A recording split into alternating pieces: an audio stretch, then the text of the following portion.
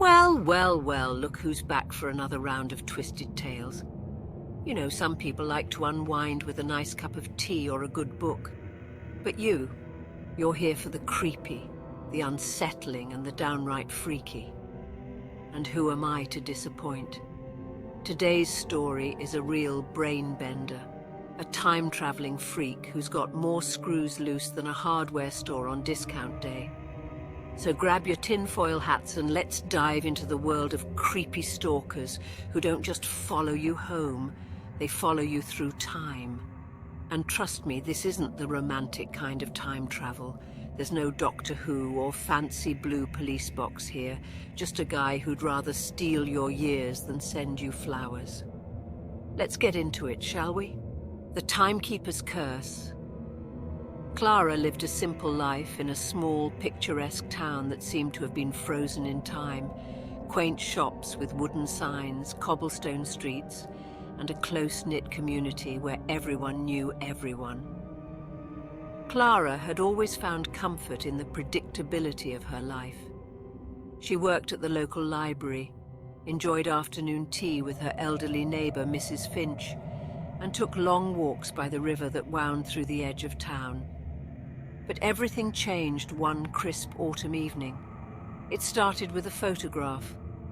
Clara was cleaning out her attic when she stumbled upon an old, dusty photo album. She didn't recognize it. This wasn't part of her family's collection. Curious, she opened it, flipping through the pages filled with black and white photographs of people she didn't know. But then, on the last page, she froze. There was a photo of her, standing in front of a grand old house she had never seen before, wearing a vintage dress she had never owned. The photo was dated 1947. Clara's heart pounded as she stared at the image. There was no way this could be her. It must be a trick of the light, or a distant relative she'd never heard of. But the resemblance was uncanny. Right down to the small scar on her left hand, a mark she had since childhood. She dismissed it as an odd coincidence, but over the next few days, strange things began to happen. She received a letter in the mail, postmarked from a week into the future. The letter was written in her own handwriting, warning her to stay away from the old train station on the edge of town on the 23rd of October. The words were frantic, filled with a sense of dread that sent chills down her spine. As the 23rd approached, Clara couldn't shake the feeling of being watched. She caught glimpses of a man in the shadows, always just out of reach, always watching. He had a presence that felt wrong, like he didn't belong in this world. His clothes were a strange mix of styles from different eras, and his eyes were hollow, as if he had seen too much, too many lifetimes. On the 23rd, Clara stayed indoors, refusing to go anywhere near the old train station. But that night, as she sat alone in her living room, there was a knock at the door. Her heart raced as she approached, hesitant. When she opened it, no one was there. Just a small box wrapped in brown paper, sitting on her doorstep. She brought the box inside, her hands trembling as she opened it. Inside was a pocket watch, old and tarnished, with an inscription on the back. "Time is a thief, and it's come to steal." That night, Clara couldn't sleep. She kept hearing the ticking of the pocket watch, even though it was buried in a drawer in her kitchen. The sound grew louder, more insistent, until it filled the room. She got up, intending to throw the watch out, but when she opened the drawer, it was gone. Instead, she found a newspaper clipping yellowed with age. The headline read, "Mysterious Disappearance of Clara Thompson, last seen the 23rd of October 1947. Her hands shook as she read the article, which detailed the disappearance of a woman with her exact name and appearance over 70 years ago. The article mentioned that she was last seen boarding a train at the old station. The next morning, Clara couldn't shake the feeling that she was being pulled toward the station. Despite the warning in the letter, she had to know more. She needed answers. So, she made her way there, her footsteps echoing in the cold, empty streets. The station was abandoned, long forgotten, with ivy creeping up the walls and the remnants of a once grand clock tower now crumbling. As she walked through the decaying building, she felt a strange sense of familiarity, as if she had been here before. And then she saw him, the man who had been following her, standing by the tracks, waiting. His presence was suffocating, an eerie calmness that made her skin crawl. He held the pocket watch in his hand, its ticking echoing through the empty station. "Who are you?" Clara demanded, her voice trembling. "What do you want from me?" The man smiled, a cold, lifeless smile that didn't reach his eyes. "I am simply a traveler," he said, his voice as old as time itself. "And you, Clara, are my next destination." Clara felt a wave of fear crash over her. She tried to run, but her legs wouldn't move. The man approached her slowly, the pocket watch ticking louder with each step. He reached out, and as his hand touched hers, the world around her seemed to warp and twist, as if reality itself was unraveling. In that moment, Clara understood the truth. He wasn't just a time traveler. He was something far worse, a being that existed outside of time, feeding on the years of others to extend his own existence. And now, he had set his sights on her. As darkness closed in around her, Clara could hear his voice, cold and detached, as if he were merely reciting a fact. "Time is a thief, Clara, and it's come to steal." And then, everything went black.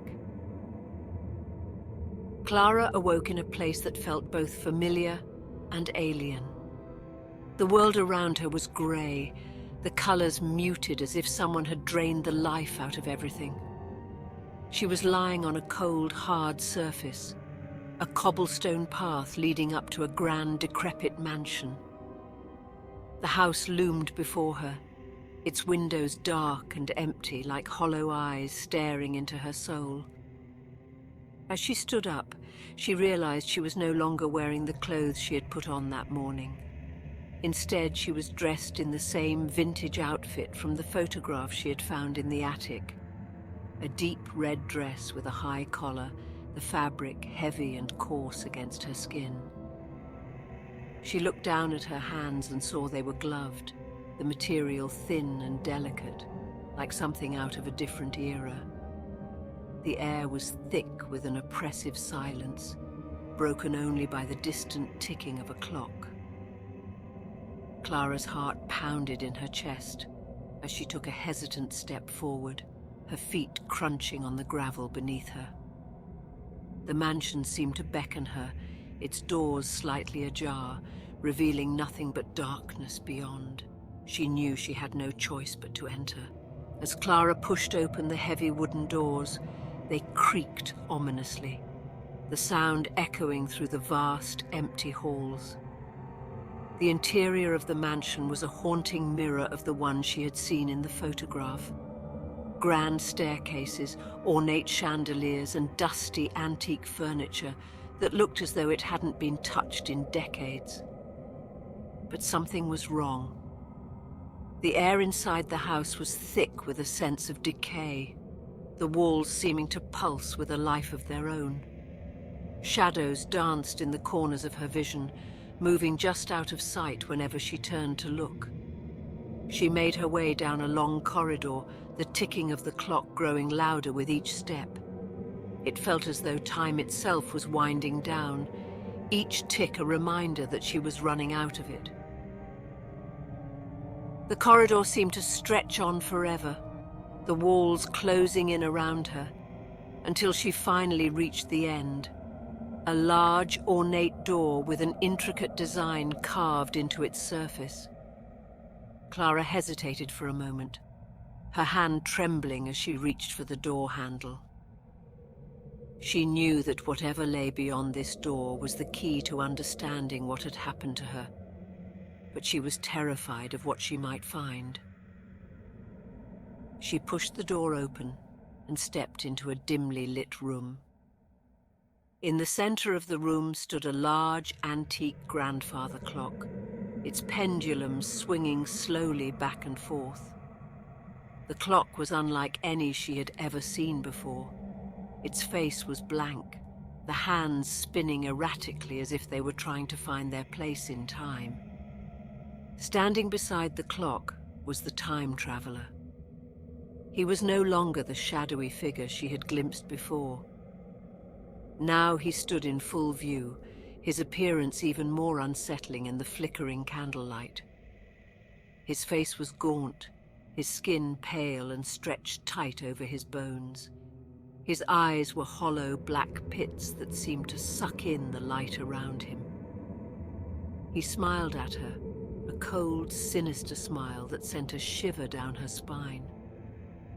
"Welcome, Clara," he said, his voice echoing off the walls. "I've been expecting you." Clara felt a surge of anger and fear. "What have you done to me? Where am I?" The time traveler tilted his head, as if considering her question. "You are where you were always meant to be," he said cryptically. "You see, Clara, time is not as linear as you've been led to believe. It's fluid, malleable, and I have learned how to bend it to my will." He gestured to the grandfather clock. "This clock is the heart of it all. It is a gateway, a bridge between times. But it needs a life force to power it, to keep it ticking, and that's where you come in." Clara's heart pounded as the realization hit her. "You're going to steal my time, my life." The time traveler nodded. "Yes, but it's not personal, Clara. I've done this countless times before to countless others. Each one of you has given me a little more time, a few more years. It's the only way I can stay here, in the present without fading away." Clara felt a wave of despair wash over her. She was trapped, powerless to stop this twisted being from draining her life away. But then a thought struck her, a faint glimmer of hope in the darkness. "What if I could offer you something more?" she asked, her voice trembling but determined. The time traveler raised an eyebrow, intrigued. "And what could you possibly offer me that I haven't already taken?" Clara took a deep breath, trying to steady herself. "You said time is fluid, that it can be bent and shaped. What if I could help you find a way to stay here permanently? No more stealing time, no more feeding off others. A way for you to exist in the present, forever." The time traveler stared at her, his hollow eyes narrowing. "And how would you propose to do that?" Clara had no idea what she was saying, but she knew she had to keep him talking, to buy herself time. "I work in a library," she said, grasping at straws. "I have access to books, to knowledge. Maybe there's something in the old texts, something that could help you. Together we could find a solution." The time traveler seemed to consider her words, his gaze flickering to the clock. "And why should I trust you?" he asked. Clara swallowed hard. "Because you have nothing to lose. If I fail, you can still take my life. But if I succeed, you'll never have to worry about running out of time again." For a long moment, the time traveler was silent, his eyes locked on hers. Finally, he nodded slowly. "Very well, Clara.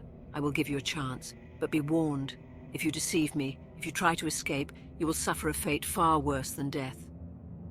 Clara nodded, her heart racing. "I understand." The time traveler stepped aside, allowing Clara to approach the grandfather clock. "You will start by resetting the clock," he instructed. "It will return you to your time, but remember, your time is now bound to this clock. If it stops, so do you." Clara reached out, her hand trembling as she touched the cold, smooth surface of the clock. She could feel the power emanating from it, a dark, ancient energy that pulsed beneath her fingertips.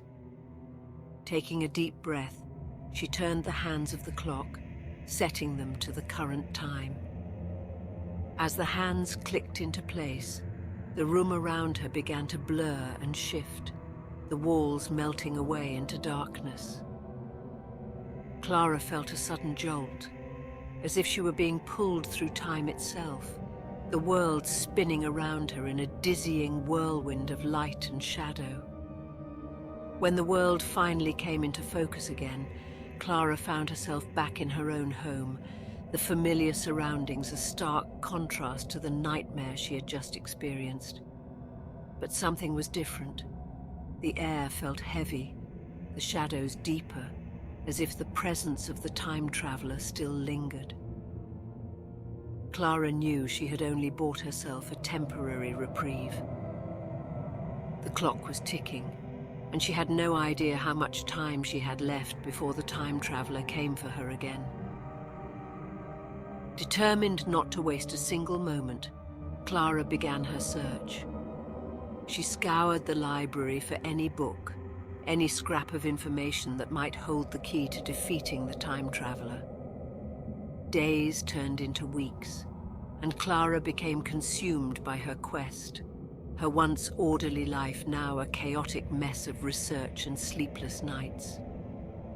But as the days passed, Clara began to notice changes in herself, subtle at first, but growing more pronounced with each passing day. Her reflection in the mirror looked different, older. Lines appeared on her face that hadn't been there before, and her once vibrant hair was starting to lose its luster. She was running out of time. Desperation clawed at her as she tore through the old texts, her hands trembling with exhaustion. And then one night she found it, a passage in an ancient tome that spoke of a ritual, a way to sever the connection between the clock and the time traveler. The ritual required a sacrifice, a piece of the traveler's past, something that tied him to the mortal world. It was the only way to break his hold on time and end his existence once and for all. Clara knew what she had to do. She had to return to the mansion, to the place where it all began, and find the object that bound the time traveler to this world. But she also knew the risks. If she failed, she would lose everything. With a heavy heart and a sense of grim determination, Clara prepared herself for the final confrontation. She gathered the necessary supplies, the ritual instructions burned into her mind, and made her way back to the old mansion. The journey was long and treacherous, the path to the mansion seeming to stretch on forever. But Clara pressed on, her resolve unshakable. When she finally reached the mansion, the doors were already open, as if the time traveler had been expecting her. The interior of the mansion was as eerie and decayed as she remembered. But this time there was a sense of urgency in the air, as if the house itself knew that the end was near. Clara made her way to the room with the grandfather clock, her footsteps echoing in the empty halls. The time traveler was waiting for her, standing beside the clock with a look of amusement on his face. "You've returned," he said, his voice cold and mocking. "Did you find what you were looking for?" Clara didn't answer. She stepped forward, pulling out the items she had brought with her, a vial of salt, a black candle, and a small silver dagger. She began to set up the ritual, her hands steady despite the fear that gnawed at her insides. The time traveler watched her with a curious expression, his eyes narrowing as he realized what she was doing. "You think you can defeat me?" he sneered. "You are nothing but a mortal, bound by the very time you seek to control." Clara ignored him, focusing on the ritual. She lit the candle, its flame flickering in the dim light, and drew a circle of salt around the clock. As she began to chant the ancient words, the room grew colder, the shadows closing in around her. The time traveler lunged at her, his face twisted with rage, but as he crossed the salt circle, he recoiled, hissing in pain. Clara continued the ritual, her voice growing stronger with each word, the power of the ancient text flowing through her. The room began to shake, the walls cracking as the very fabric of time started to unravel. The grandfather clock chimed loudly, the sound reverberating through the house as the hands spun wildly out of control. The time traveler screamed, a sound of pure agony as his body began to dissolve, the years he had stolen unraveling before him. Clara watched in horror as he was pulled apart, his form disintegrating into a cloud of ash and dust. As the final words of the ritual left her lips, the clock stopped ticking, its hands frozen in place. The time traveler was gone, his existence erased from the timeline. Clara collapsed to the floor, her body exhausted and drained. The mansion around her began to crumble, the walls collapsing in on themselves as the house was consumed by the void. But Clara didn't care. She had done it. She had defeated the time traveler, severed his connection to this world, and reclaimed her time. As the world around her faded to black, Clara felt a sense of peace wash over her. She had won, but the victory came at a great cost. She knew she would never return to her old life, never see her home or her loved ones again. But she had saved countless others from the time traveler's curse, and that was enough. In the end, Clara was content to let the darkness take her, knowing that her time had finally run out. Well, wasn't that a trip? Literally. Clara may have saved the day, but let's be real. When you mess with time, it tends to mess right back. Now, if you're thinking of dabbling in some time travel yourself, take a lesson from our dear Clara. Pack some salt. Don't trust strange men with ticking pocket watches. And for the love of all that's creepy, stay away from any mansion that looks like it hasn't had a visitor since the Victorian era. As for our time traveler friend, I think it's safe to say he's learned his lesson. Nothing lasts forever, not even stolen time. So until next time, my little ghouls and goblins, keep your clocks wound tight and your eyes on the shadows. You never know who or what might be watching.